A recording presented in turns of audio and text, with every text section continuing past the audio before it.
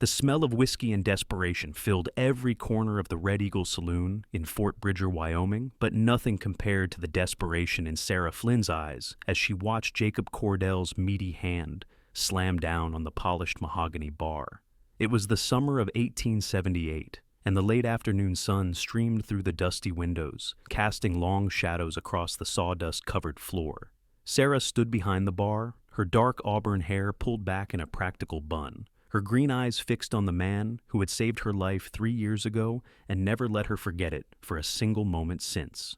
"You are 2 weeks behind on your payment," Jacob said, his voice carrying across the nearly empty saloon.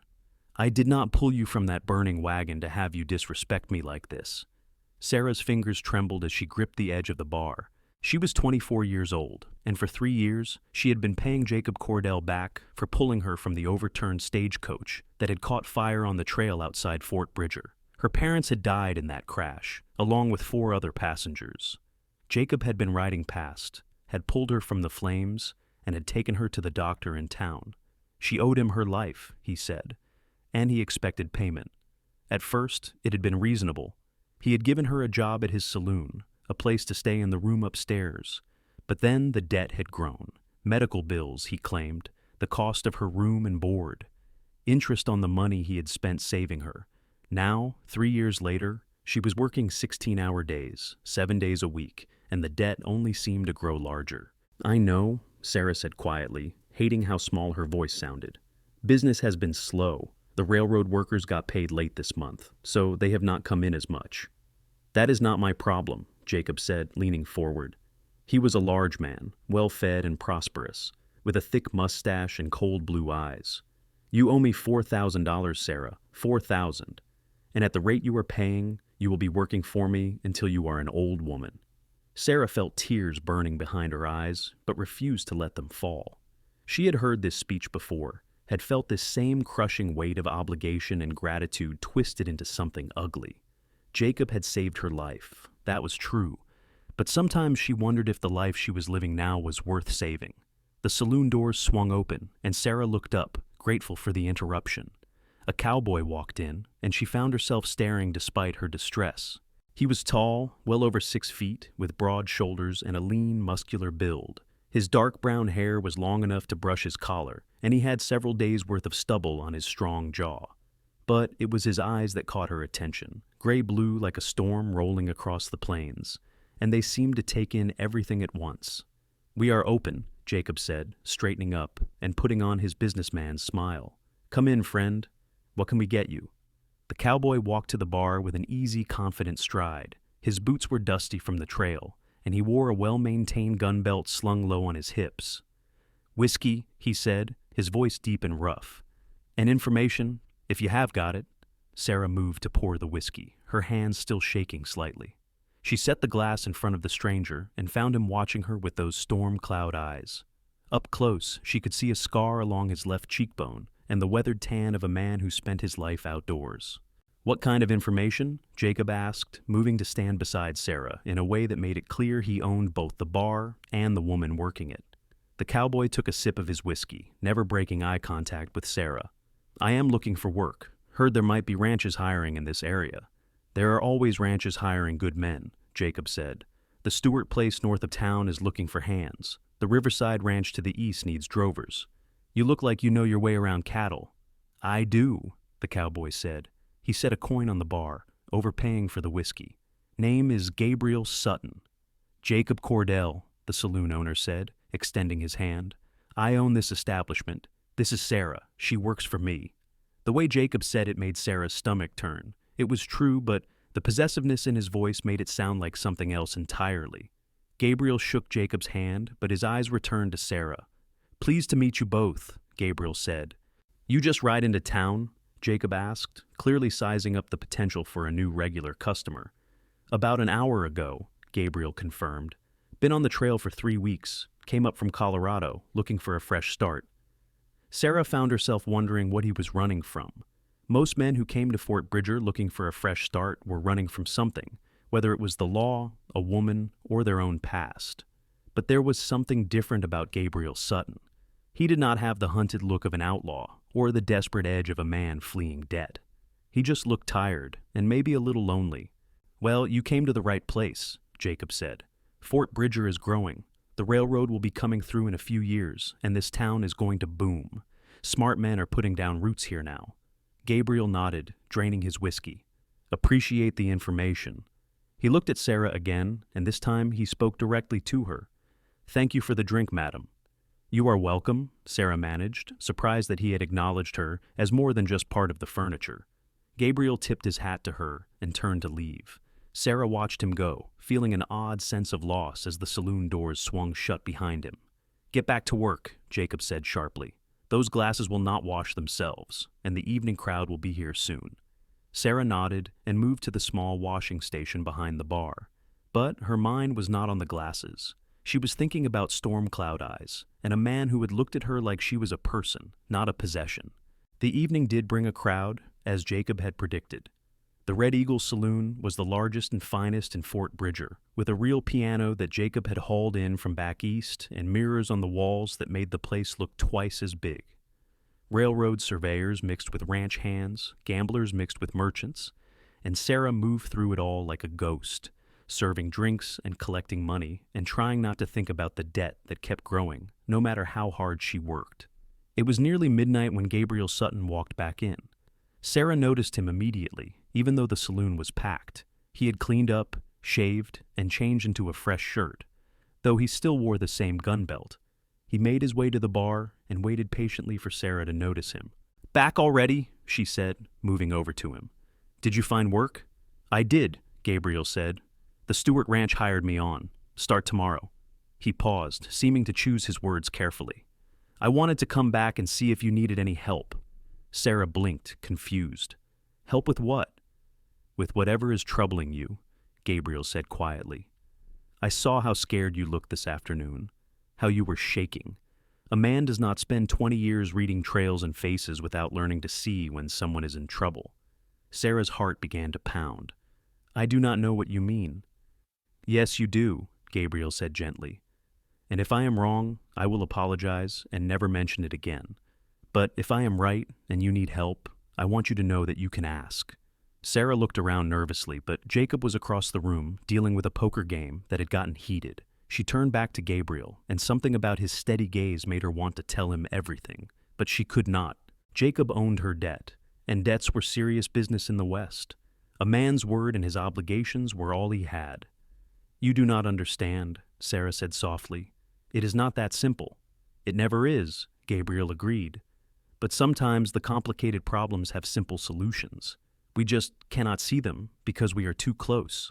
Before Sarah could respond, Jacob's voice boomed across the saloon. Sarah, we need more whiskey from the back.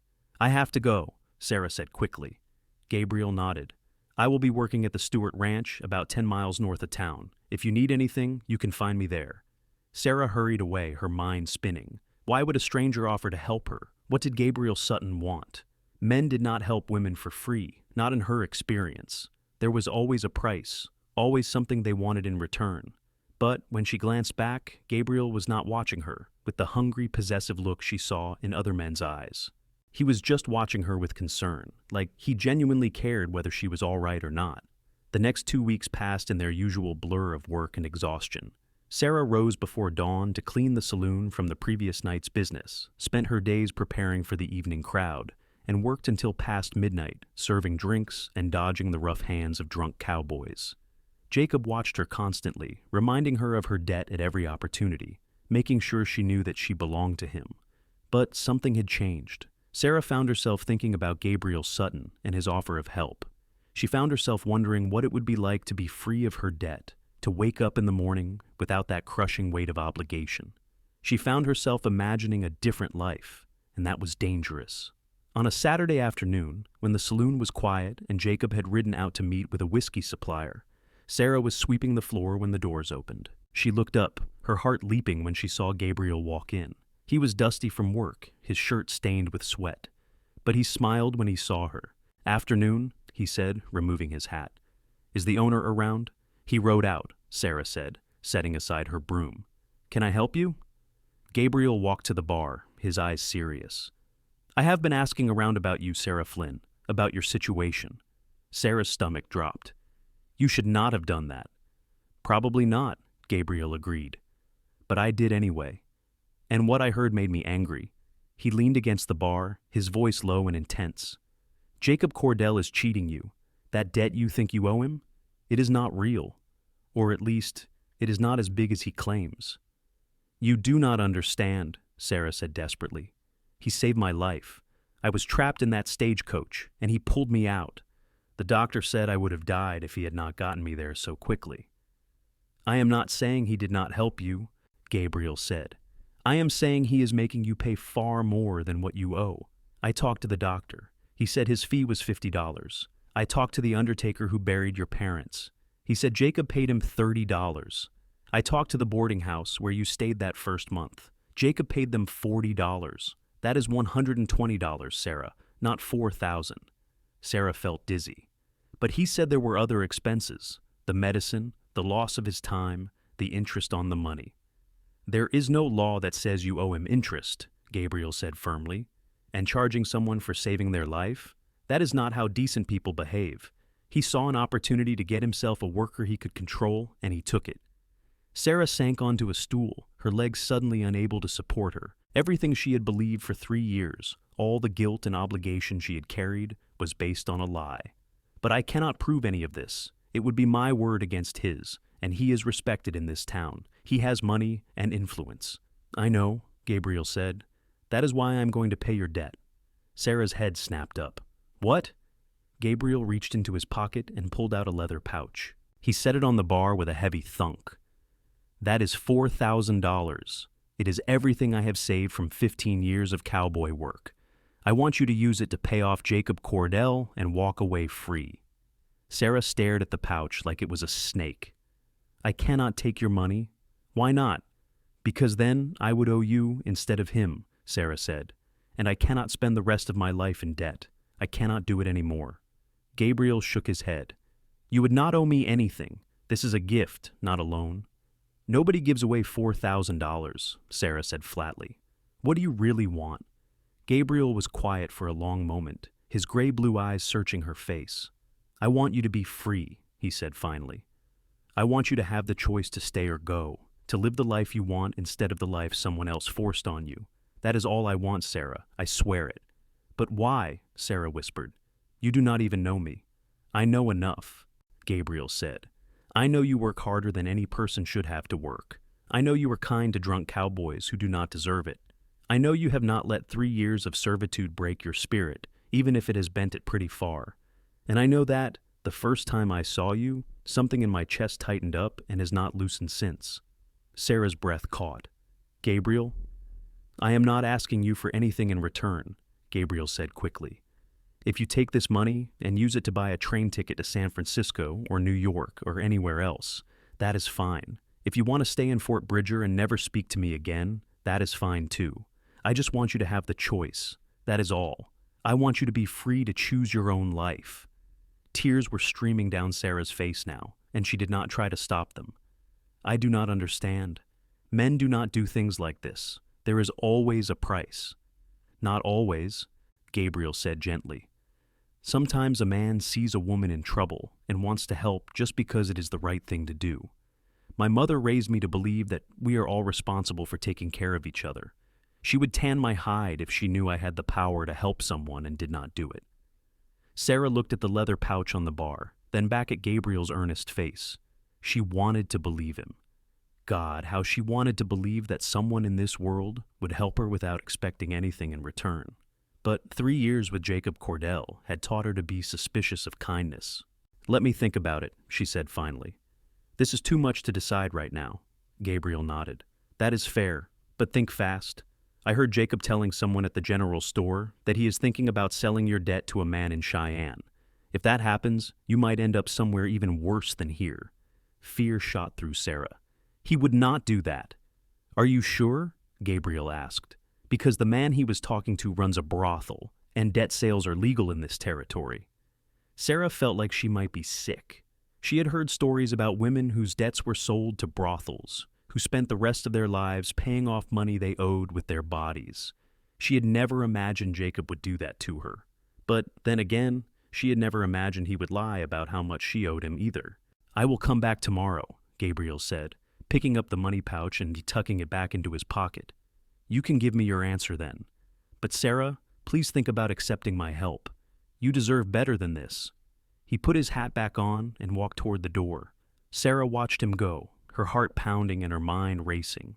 When the doors swung shut behind him, she stood alone in the empty saloon, surrounded by the smell of stale beer and old cigar smoke. And for the first time in 3 years, she let herself imagine what freedom might feel like. That night, Sarah barely slept. She lay in her small room above the saloon, staring at the ceiling and thinking about Gabriel's offer. $4,000. Her freedom. The chance to start over. But could she really take such a gift from a man she barely knew? And what would Jacob do if she tried to leave? The next morning, Jacob called her down to his office behind the bar. Sarah's stomach churned with anxiety as she descended the stairs, wondering if he had somehow found out about Gabriel's visit. "Sit down," Jacob said, gesturing to a chair across from his desk. His office was plush, filled with expensive furniture and decorations that Sarah's labor had paid for. "We need to talk about your debt." Sarah sat, her hands clasped tightly in her lap. "What about it?" "It has come to my attention that you have been speaking with that new cowboy, Gabriel Sutton," Jacob said, his eyes narrowed. "What have you been talking about?" "Nothing," Sarah said quickly. "He just comes in for drinks sometimes." "Do not lie to me," Jacob snapped. "I have people who tell me things. They said he was asking questions about you, about your debt. Why would he do that?" Sarah's mind raced. "I do not know. Maybe he was just curious." Jacob stood up and walked around the desk, looming over her. "Let me make something very clear, Sarah.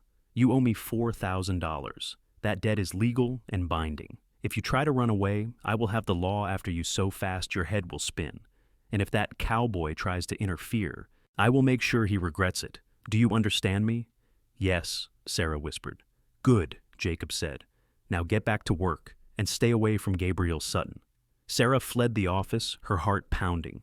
Jacob's threat had been clear, but it had also confirmed what Gabriel had said. Jacob was cheating her, using the law to keep her trapped. If her debt was real and fair, he would not be so worried about someone asking questions. When Gabriel walked into the saloon that afternoon, Sarah felt like she might burst from tension. Jacob was upstairs in his private rooms, but she knew he would be watching. She poured Gabriel a whiskey and leaned across the bar, keeping her voice low. "He knows you have been asking questions," she whispered. "He threatened me this morning, said if I try to leave or if you try to help me, he will use the law against both of us." Gabriel's jaw tightened. "Did he hurt you?" "No," Sarah said. "Just scared me. But Gabriel, maybe you should stay away. I do not want you to get in trouble because of me." "Too late for that," Gabriel said. "I am already involved, and I am not backing down. Sarah, do you trust me?" It was a big question, maybe the biggest question anyone had ever asked her. Did she trust this man she had known for only a few weeks? This stranger who claimed he wanted nothing from her except her freedom? Sarah looked into his storm cloud eyes and saw no deception, no hidden agenda. She saw only sincerity and determination, and something else, something warm that made her chest feel tight. "Yes," she said quietly. "I trust you." Gabriel's face softened. "Then meet me tonight, after the saloon closes. There is a grove of cottonwood trees about half a mile east of town, right by the creek. Do you know it?" Sarah nodded. She had gone there sometimes on her rare days off, to sit by the water and pretend she was free. "Meet me there at 2 a.m, Gabriel said. "Bring whatever you want to keep. We are going to settle this debt once and for all." "How?" Sarah asked. "Trust me," Gabriel said. He finished his whiskey and stood. 2:00, do not be late. Sarah worked through the evening in a daze, her mind spinning with possibilities and fears. What was Gabriel planning? How could they possibly resolve this situation without making things worse? But she had committed to trusting him, and so she would follow through. At 1:30 in the morning, after the last drunk cowboy had stumbled out into the night, Sarah went up to her room and packed her few belongings into a canvas bag. She had so little to show for 24 years of life. A few dresses, her mother's Bible, a locket with tiny portraits of her parents. Everything else she owned was memories and scars. She slipped out the back door of the saloon, moving quietly through the dark streets of Fort Bridger. The town was silent except for the distant sound of someone playing a harmonica and the yipping of coyotes in the hills. Sarah's heart pounded as she walked east, following the road until she saw the dark shapes of cottonwood trees against the starlit sky. Gabriel was waiting for her, standing beside his horse. In the moonlight, he looked like something from a story, tall and strong and impossibly brave. When he saw her, he smiled, and Sarah felt warmth spread through her chest. "You came," he said softly. "I said I would," Sarah replied. Gabriel took her bag and tied it to his saddle. "Here is the plan. At dawn, I am going to go to the saloon and offer to pay your debt. I will have witnesses with me, including the town lawyer and the preacher. Jacob will have to accept the payment or publicly admit that he is cheating you. Either way, you will be free." "And if he causes trouble?" Sarah asked. "Then we will deal with it," Gabriel said firmly. "But I do not think he will. Men like Jacob Cordell are bullies, and bullies back down when someone stands up to them, especially when they know they are in the wrong." Sarah wanted to believe him, but she was terrified. "What if something goes wrong? What if he has me arrested?" Gabriel stepped closer, and in the moonlight, she could see the determination in his face. "Then I will bail you out. I will hire the best lawyer in the territory. I will fight him in every court in Wyoming if I have to. Sarah, I meant what I said. I want you to be free, and I am not going to let Jacob Cordell or anyone else stop that from happening." "Why?" Sarah whispered. "Why would you do all this for me?" Gabriel reached out and gently touched her cheek, his calloused fingers surprisingly tender.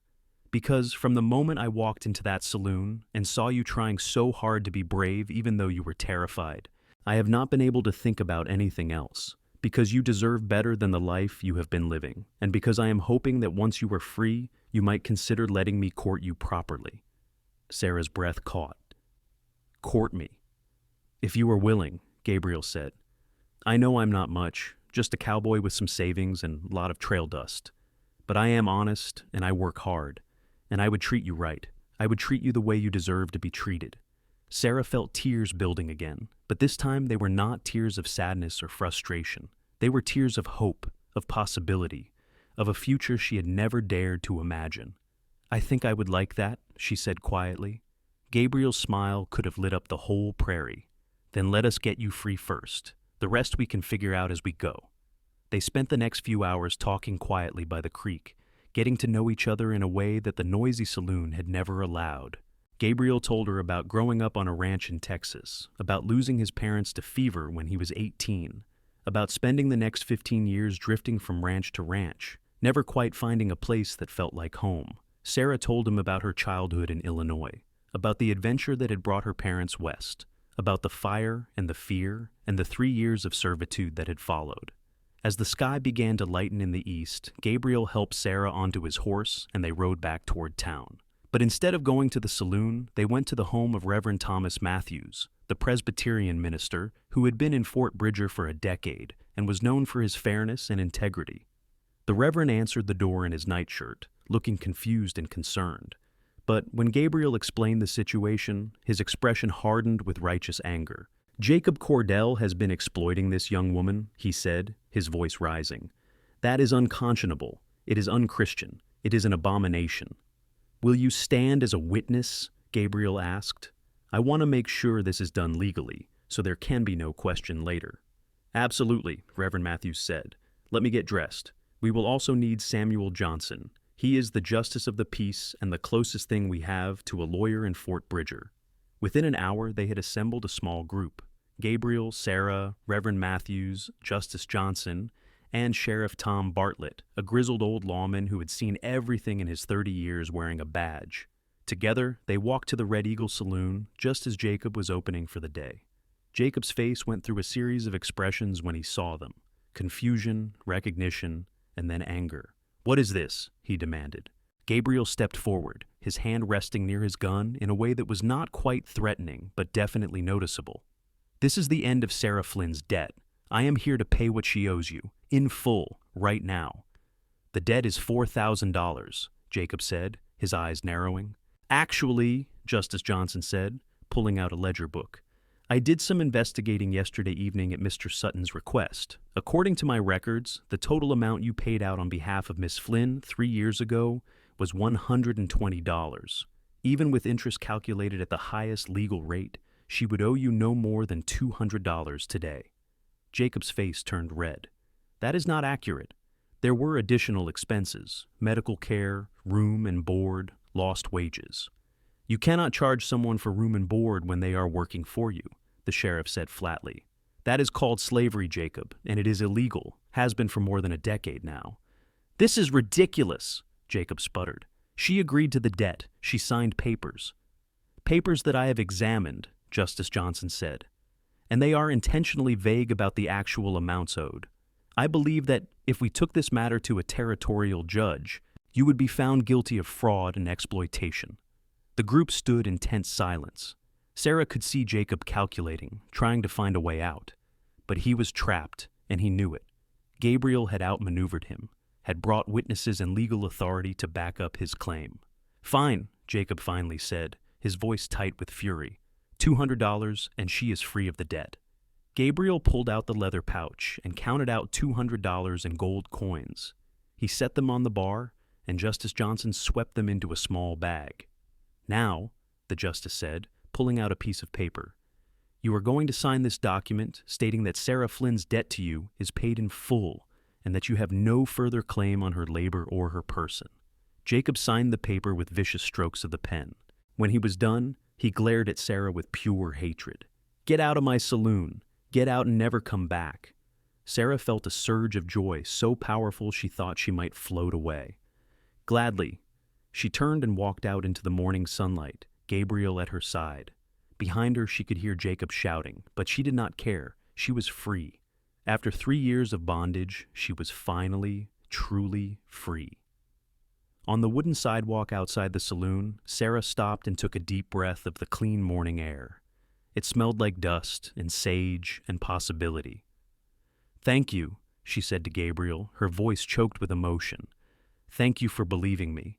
Thank you for helping me. Thank you for everything. Gabriel smiled, and there was something in his eyes that made Sarah's heart skip. You are welcome. Now, what do you want to do with your freedom? Sarah had not thought that far ahead. She had been so focused on escaping the debt that she had not considered what came after. She had no job, no home, no money, except the clothes on her back and the small bag of belongings Gabriel had tied to his horse. I do not know, she admitted. I suppose I should look for work, maybe at the hotel or the restaurant. Or, Gabriel said carefully, you could come work at the Stewart Ranch. Old Mrs. Stewart needs someone to help with the cooking and the house. Her arthritis has been getting worse, and she has been complaining that the bunkhouse cook could not make decent bread if his life depended on it. I bet she would hire you in a heartbeat. Sarah looked at him, trying to read his expression. You want me to work at the same ranch where you work? I want you to have options, Gabriel said. If you would rather go somewhere else, somewhere I am not, I will understand. But if you are willing, I would like to have you close. I meant what I said about courting you properly. Sarah thought about it. She barely knew Gabriel Sutton, but he had done more for her in a few weeks than anyone had done in her entire life. He had seen her suffering and had acted to stop it, asking nothing in return. He had treated her with respect and kindness, had looked at her like she was a person worth saving. I would like that, she said finally. I would like to work at the ranch and see where this goes between us. Gabriel's smile was like the sun breaking through clouds. Then, let us go talk to Mrs. Stewart. The Stewart Ranch was everything Sarah had imagined and nothing she had expected. It was a sprawling operation with hundreds of cattle, dozens of horses, and a main house that looked like something from back east, with real glass windows and painted shutters. Mrs. Eleanor Stewart was a formidable woman in her 60s with silver hair and sharp blue eyes that seemed to see right through people. She listened to Sarah's story without interruption, and when Gabriel finished explaining the situation, she nodded briskly. Jacob Cordell is a snake, she said flatly. I have known it for years, but could never prove it. Sarah, you are hired, $40 a month plus room and board. You will have your own room in the main house, and your duties will be cooking, cleaning, and helping me with the household accounts. Can you read and write? Yes, madam, Sarah said. My mother was a school teacher back in Illinois. She made sure I had a good education. Excellent, Mrs. Stewart said. You can start today. Gabriel, show her to the guest room on the second floor. That will be hers for as long as she wants it. As Gabriel led Sarah upstairs, she felt like she was in a dream. Just 8 hours ago, she had been trapped in servitude, with no hope and no future. Now she had a job, a home, and a man who looked at her like she was precious. The room Gabriel showed her was small but clean, with a real bed, a washstand, and a window that looked out over the prairie. Sarah set down her bag and turned to find Gabriel watching her from the doorway. "This is too much," she said softly. "I do not deserve all this." Gabriel crossed the room in 3 long strides and took her hands in his. "You deserve this and more. You deserve to wake up every morning without fear. You deserve to go to bed at night knowing that you are safe and cared for. You deserve to be happy, Sarah." Sarah looked up at him, at his weathered face and storm cloud eyes and the earnest expression that told her he meant every word. And something inside her, something that had been frozen and frightened for 3 long years, began to thaw. "I do not know how to do this," she admitted. "I do not know how to just be happy, how to accept kindness, how to trust that it is real and not just another trap." "Then we will figure it out together," Gabriel said. "One day at a time, no expectations, no pressure, just 2 people getting to know each other and seeing what happens." Sarah squeezed his hands. "I would like that." Gabriel smiled and lifted her hands to his lips, pressing a gentle kiss to her knuckles. "Get some rest. You have had a long night. I will be working out with the herd, but I will see you at supper." After he left, Sarah sat on the bed and tried to process everything that had happened. She was free. She had a job. She had a place to live. And she had a man who cared about her, who had sacrificed his life savings to save her from bondage, who asked for nothing except the chance to court her. It felt like a miracle. Sarah settled into life at the Stewart Ranch with surprising ease. Mrs. Stewart was a demanding employer, but fair, and she appreciated Sarah's hard work and intelligence. The cooking was easier than working in the saloon, and Sarah found that she enjoyed creating meals for the ranch hands, experimenting with recipes her mother had taught her, and new ones Mrs. Stewart shared from her collection of cookbooks. But the best part of her new life was Gabriel. True to his word, he courted her properly. He would walk with her in the evenings after supper, showing her the ranch and telling her stories about the cattle business and life on the trail. He brought her wildflowers from the prairie and taught her to ride one of the gentler horses. He made her laugh with his dry humor and listened intently when she talked about her dreams and fears. And slowly, carefully, Sarah began to let down the walls she had built around her heart. One evening in late August, about a month after Sarah had come to the ranch, Gabriel invited her to go riding with him to see the sunset. They rode to the top of a hill that overlooked the entire valley, and as the sky turned gold and crimson and purple, Gabriel helped Sarah down from her horse, and they sat together on the grass. "I have been thinking," Gabriel said, his voice quiet in the vast stillness of the prairie, "about what comes next for me, for us, if there is an us." Sarah's heart began to pound. "What have you been thinking?" Gabriel turned to look at her, and in the fading light, his eyes were serious. "I have been a drifter my whole adult life, moving from ranch to ranch, never putting down roots. But I am tired of drifting, Sarah. I am tired of being alone. I want to build something permanent. I want a place of my own, a home, a family." "That sounds wonderful," Sarah said softly. "Mr. Stewart pulled me aside yesterday," Gabriel continued. "He said he is getting too old to manage the whole ranch by himself, and he wants to hire a foreman, someone he can trust to help run things and eventually take over when he retires. He offered me the job." Sarah's eyes widened. "Gabriel, that is amazing." "It is," Gabriel agreed. "It is the kind of opportunity I have been hoping for my whole life. Good pay, a percentage of the profits, and eventually a stake in the ranch itself. It is everything I have worked for." "Then you said yes?" Sarah asked. Gabriel shook his head. "I told him I needed to talk to you first." Sarah was confused. "Why would you need to talk to me?" Gabriel reached out and took her hand, his calloused fingers wrapping around hers. "Because if I take this job, it means I am staying here in Fort Bridger permanently. And I do not want to make that commitment unless I know you are planning to stay too." Sarah's breath caught. "Gabriel, you cannot make a decision like that based on me. We have only known each other for a month." "I know," Gabriel said, "but it has been the best month of my life. Sarah, when I look at you, I see my future. I see a home and a family and all the things I've been searching for. And I need to know if you see those things too when you look at me." Sarah's eyes filled with tears. It was too fast, too much, too soon. But it also felt absolutely right. In the month since Gabriel had freed her from Jacob's debt, she had felt more alive, more herself, than she had in years. Gabriel made her laugh. He made her feel safe. He made her believe that she deserved good things. "I see them too," she whispered. "When I look at you, I see everything I never dared to hope for." Gabriel's face lit up with joy. He cupped her face in his hands and leaned in slowly, giving her time to pull away if she wanted. But Sarah did not want to pull away. She wanted this, wanted him, wanted the future he was offering. Their first kiss was soft and sweet, full of promise and possibility. When they pulled apart, both of them were smiling. "So, you will stay?" Gabriel asked. "I will stay," Sarah confirmed.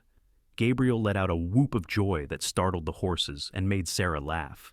He picked her up and spun her around, and for the first time in longer than she could remember, Sarah felt purely, completely happy. Gabriel accepted the foreman position, and life at the Stewart Ranch took on a comfortable rhythm. Sarah continued her work in the house, and Gabriel threw himself into his new responsibilities with the kind of dedication and skill that made it clear Mr. Stewart had chosen wisely. The other ranch hands respected Gabriel, and under his leadership, the ranch began to run more efficiently than it had in years. As autumn painted the prairie gold and red, Gabriel began making plans for the future. He talked to Mr. Stewart about building a small house on the ranch property, a place he could call his own.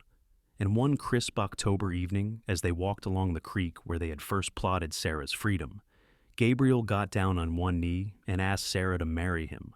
"I do not have much to offer you," he said, holding out a simple gold band.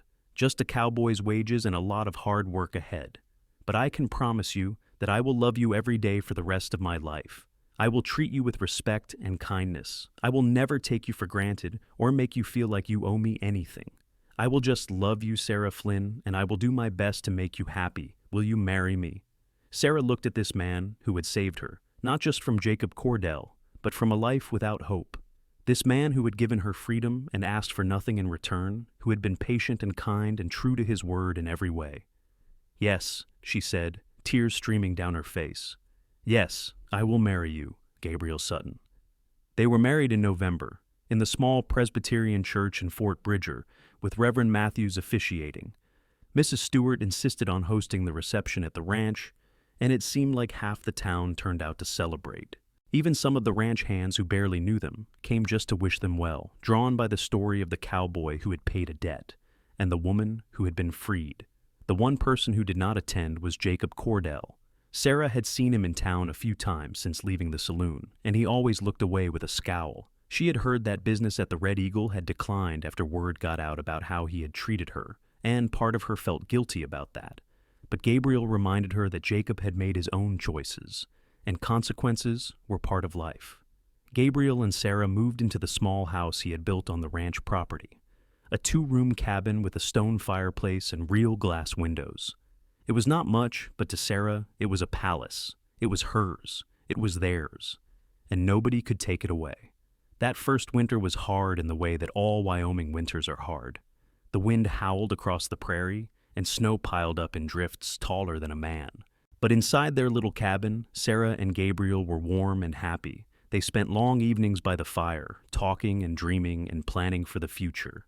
Gabriel taught Sarah to play chess, and Sarah taught Gabriel to dance, laughing as they stumbled around the small space. And slowly, Sarah began to heal. The fear that had lived inside her for 3 years began to fade, replaced by confidence and joy.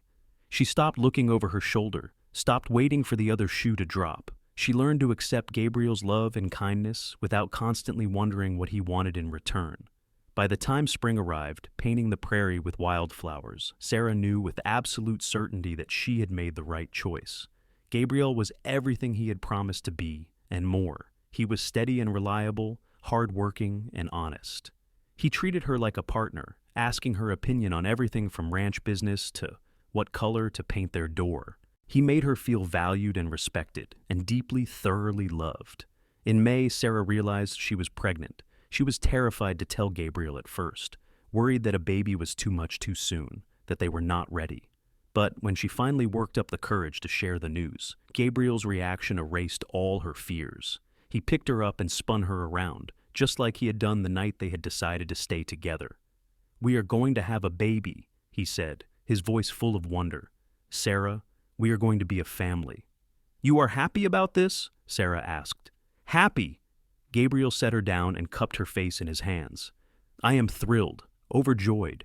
This is everything I have ever wanted. A home, a wife I love more than my own life, and now a child. Sarah, you have given me the world." Sarah laughed and cried at the same time, overwhelmed by the depth of her own happiness. This man, this generous, kind, wonderful man, had saved her in every way a person could be saved. And now they were going to build a family together. The pregnancy was not easy. Sarah was sick for the first few months, and Gabriel hovered over her like a worried mother hen, driving her crazy with his constant concern. But she also found it endearing, this proof that he truly cared about her well-being. Mrs. Stewart gave her lighter duties and shared stories about her own pregnancies, offering both practical advice and emotional support. As summer turned to fall, Sarah's belly grew round and the baby began to kick. Gabriel would spend hours with his hand on her stomach, talking to the baby and making plans for their future. He was determined to be a good father, to give his child everything he had not had growing up. In late January of 1880, on a frigid night when the stars seemed close enough to touch, Sarah went into labor. Gabriel rode like the wind to fetch the midwife, Mrs. Henderson, an experienced woman who had delivered half the babies in Fort Bridger. The labor was long and difficult, and there were moments when Sarah was sure she could not do it, could not endure another contraction. But Gabriel stayed by her side the entire time, holding her hand and whispering encouragement. When their son finally arrived just as dawn was breaking, Gabriel wept with joy. "He is perfect," he said, cradling the tiny red-faced infant with surprising gentleness. "Sarah, he is absolutely perfect."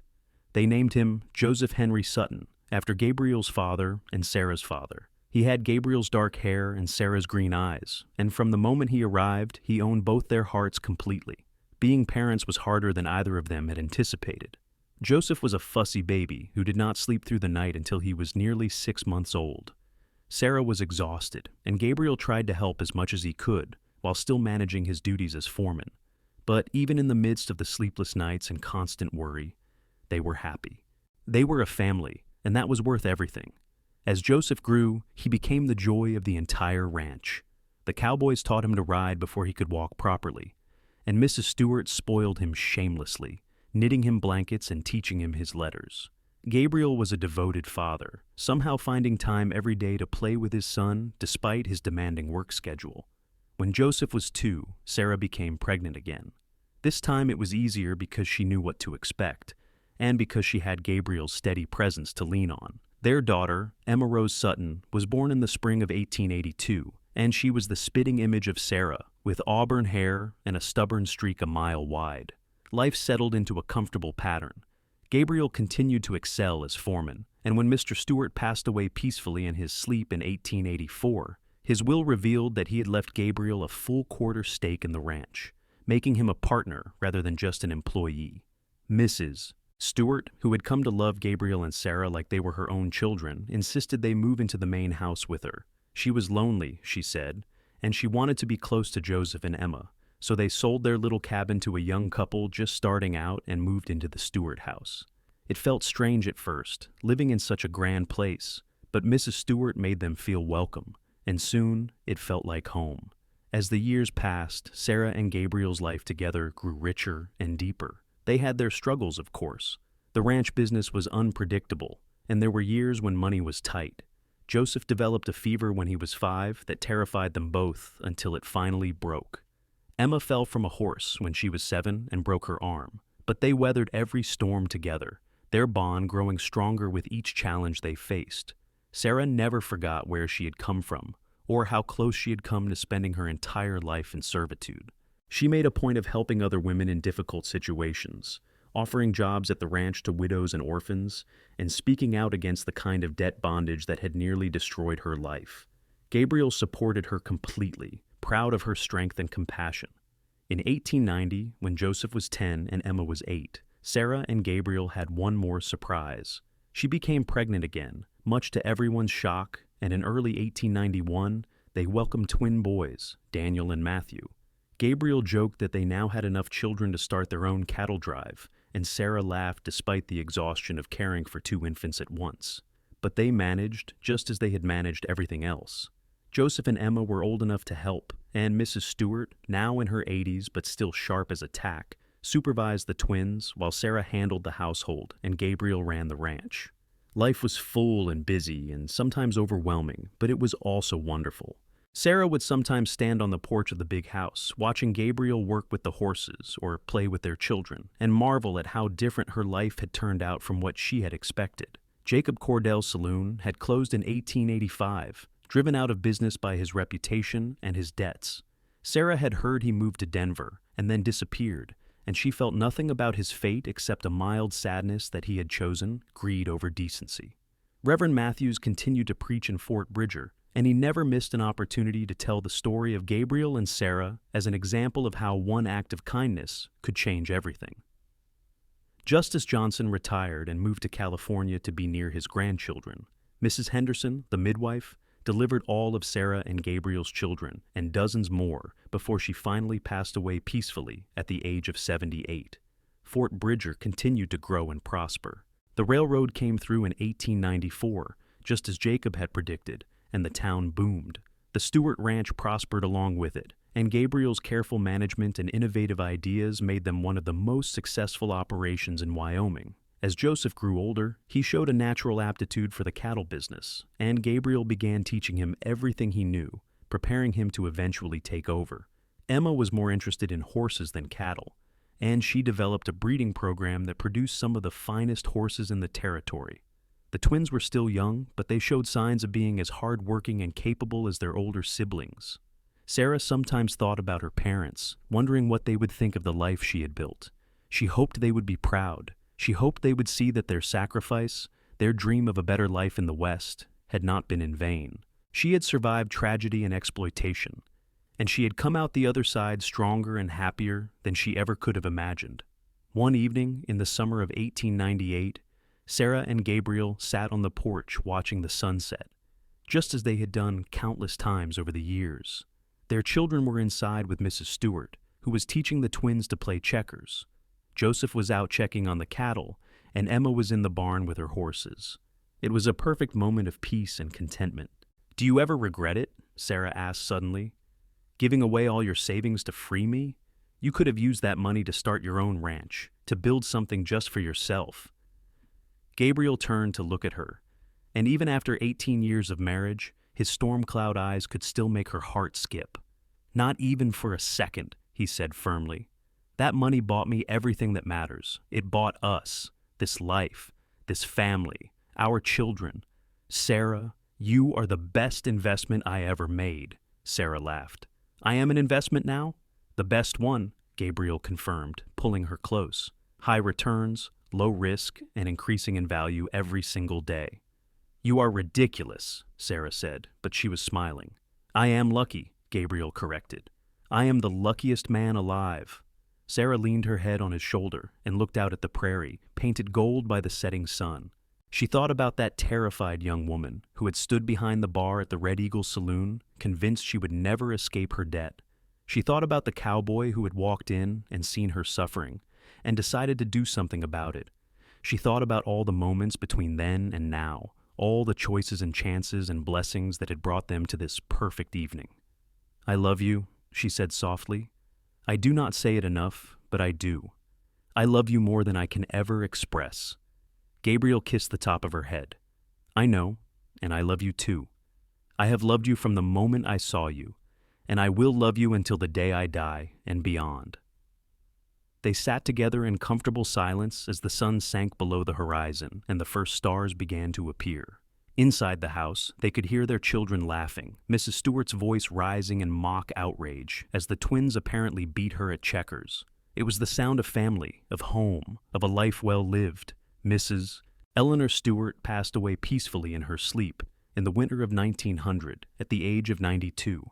She left the remaining 75% of the ranch to Gabriel and Sarah in her will, making them the sole owners of one of the largest and most successful operations in Wyoming. It was a responsibility they took seriously, but also a joy.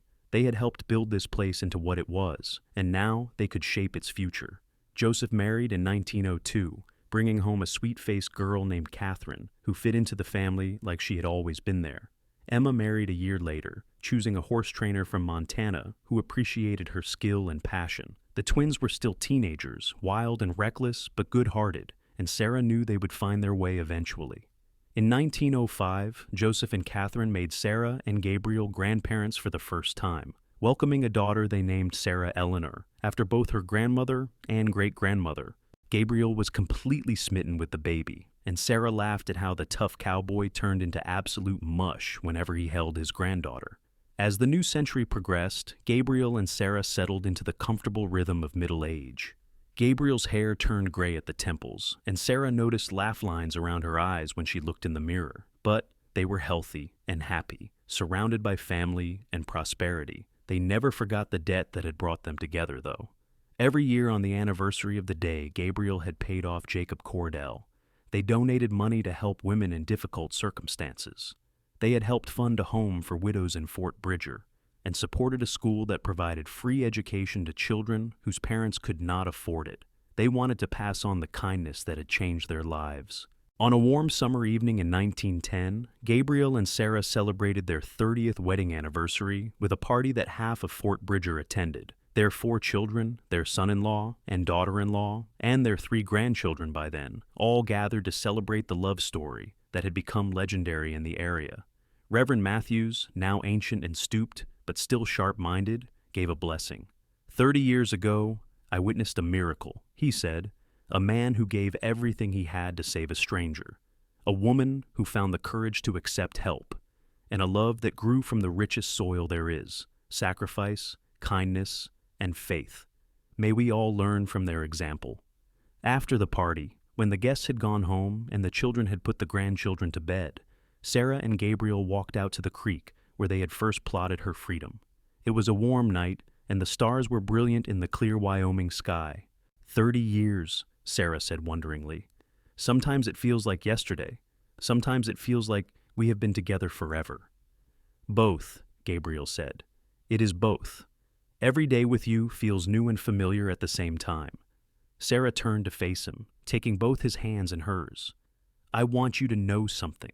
I want you to know that you saved me in ways that went far beyond paying off that debt.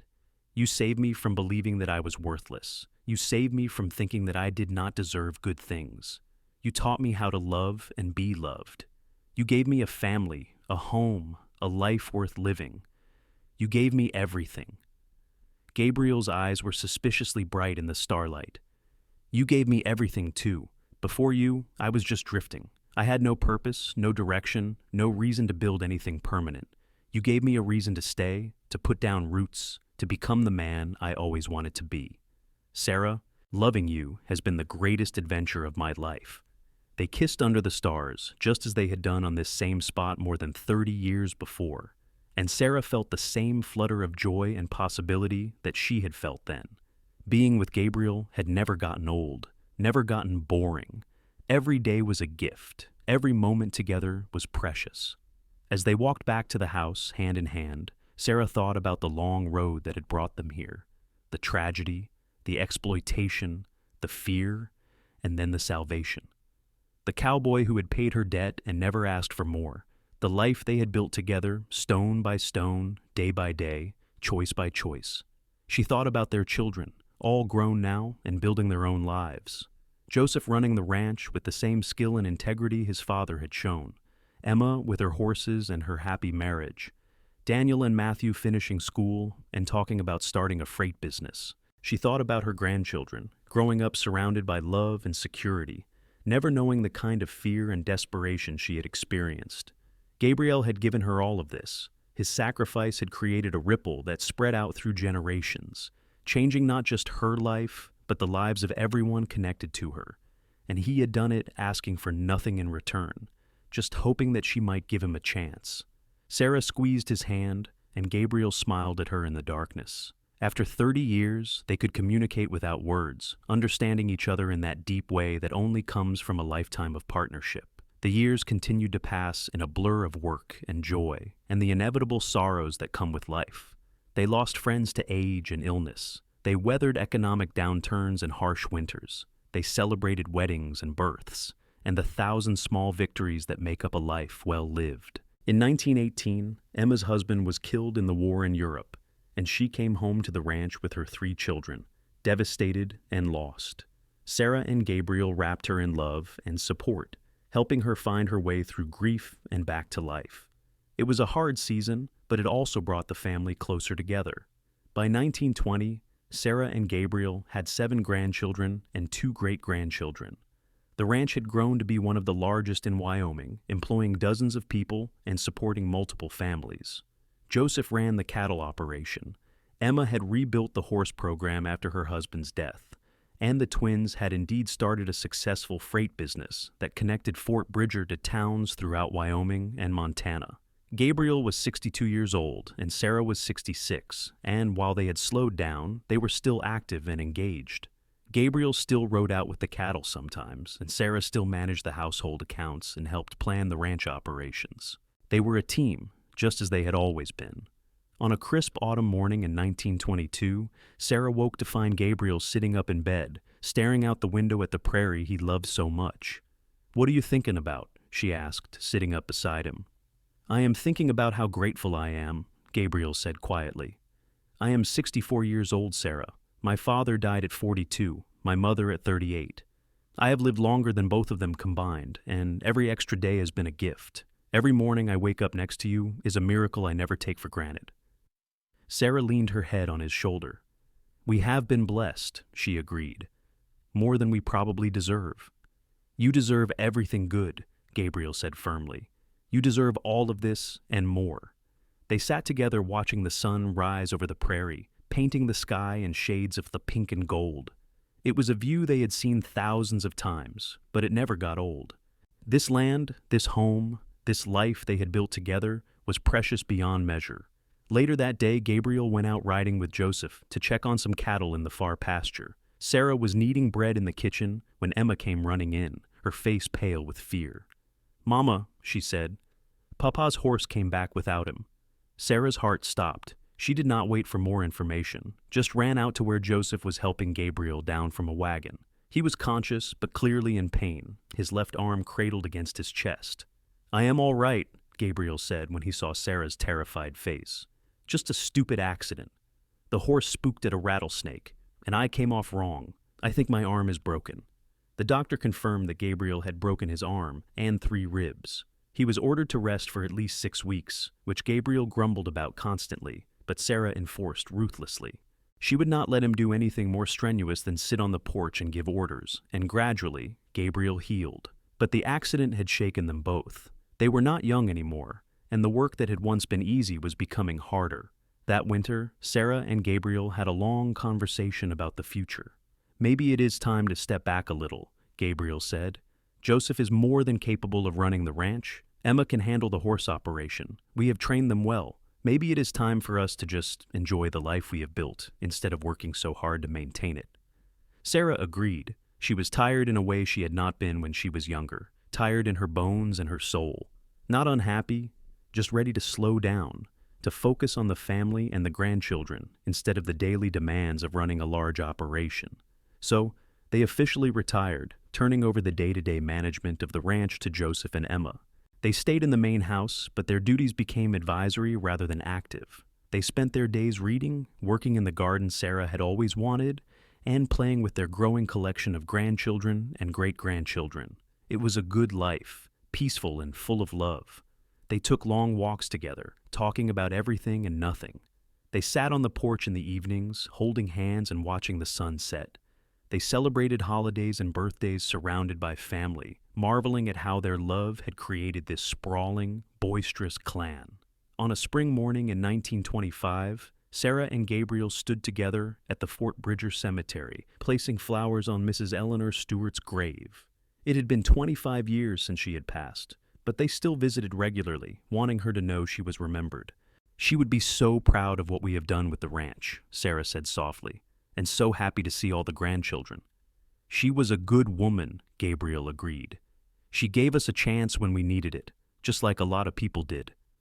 As they walked back to the wagon, Gabriel stumbled slightly, catching himself on Sarah's arm. She looked at him with concern and saw that his face had gone pale. "Gabriel, are you all right?" "Just tired," he said, but his voice was strained. Sarah got him home and into bed, calling for the doctor immediately. Dr. Harrison, who had taken over the practice when old Doc Wilson retired, examined Gabriel thoroughly and then pulled Sarah aside. "His heart is weak," the doctor said quietly. "It has probably been declining for a while. At his age, there is not much we can do except keep him comfortable and make sure he does not overexert himself." Sarah felt like the world had tilted. Gabriel had always been so strong, so solid, so utterly reliable. The idea that his heart was failing felt impossible. But over the next few months, it became clear that the doctor was right. Gabriel tired easily and sometimes had trouble catching his breath. He could not walk as far as he used to, and he spent more and more time resting. But his mind was sharp, and his love for Sarah never wavered. "I am not afraid," he told her one evening as they sat together on the porch. "I have lived a good life, Sarah. I have loved and been loved. I have seen my children and grandchildren grow. I have built something that will last beyond me. If my time is coming, I am ready." "I am not ready," Sarah said fiercely, tears streaming down her face. "I am not ready to lose you, Gabriel Sutton. You are my whole heart." Gabriel pulled her close, holding her with the same gentle strength he had shown for nearly 50 years. "You will never lose me," he said. "I will always be with you, in every sunset we watched together, in every child and grandchild we created, in every moment of this beautiful life we built. Death can take my body, but it can never take what we have shared." Sarah clung to him, trying to memorize every detail. The smell of leather and horses that always clung to him, the sound of his heartbeat under her ear, the warmth of his arms around her. She wanted to freeze this moment, to make it last forever. Gabriel lived through that summer and into the fall, growing gradually weaker but never losing his essential spirit. The family gathered often, wanting to spend as much time with him as possible. He told stories to the grandchildren, advised Joseph and Emma on ranch business, and held Sarah's hand for hours at a time. On a crisp October morning in 1925, Gabriel woke early and asked Sarah to take a walk with him. She helped him dress and supported him as they walked slowly to the creek, where so much of their love story had unfolded. They sat on the bank, watching the water flow past, and Gabriel took Sarah's hand. "Do you remember the first time we came here?" he asked. "You were so scared but so brave. You trusted me even though you had no reason to." "You gave me reason to trust you," Sarah said. "You kept every promise you ever made." "I tried," Gabriel said. "Sarah, I need you to promise me something. When I am gone, I need you to keep living, keep spending time with the family, keep laughing and loving and enjoying every day.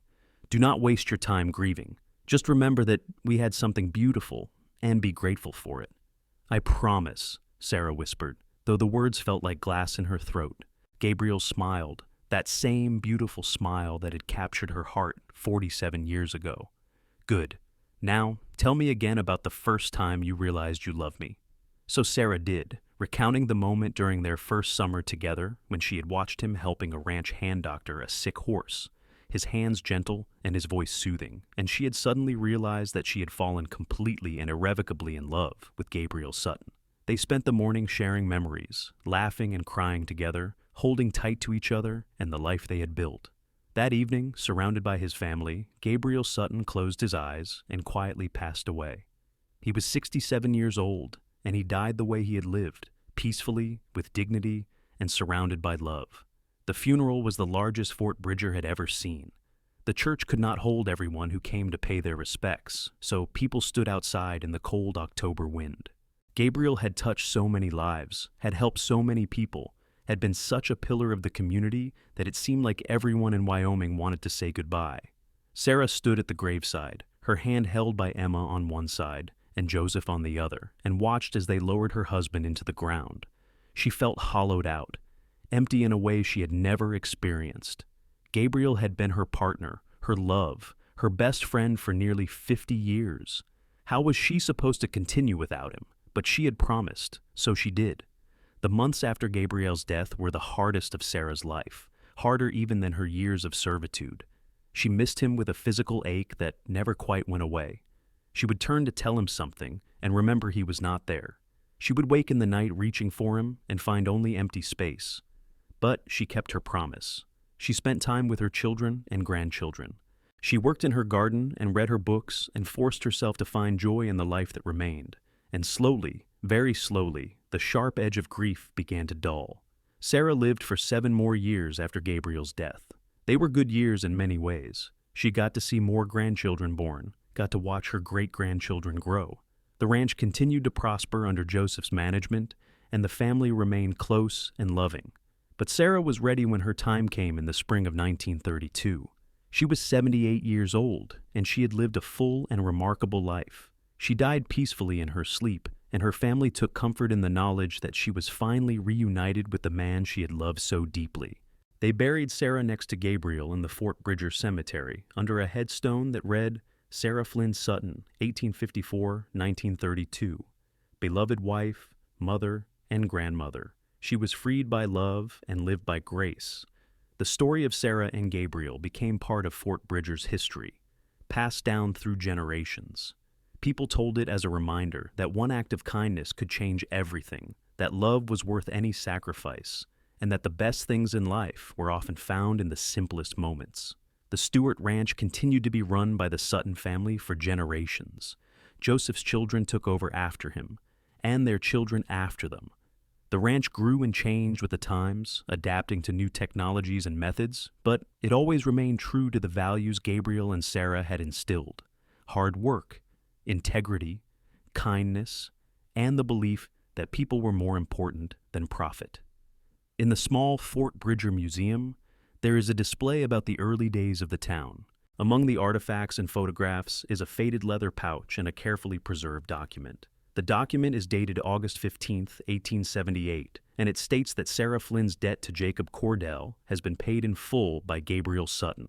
Next to it is a note in Gabriel's handwriting: best investment I ever made. And so, the story lives on, a testament to the power of love, sacrifice, and the belief that we are all responsible for taking care of each other. Gabriel Sutton paid a debt he did not owe, and asked for nothing in return except the chance to love Sarah Flynn. She gave him that chance, and together they built a life more beautiful than either of them could have imagined. Their love story became a legend, but it was also simply the truth. Sometimes the greatest things come from the smallest acts of kindness, and sometimes a cowboy with a good heart is all it takes to change the world.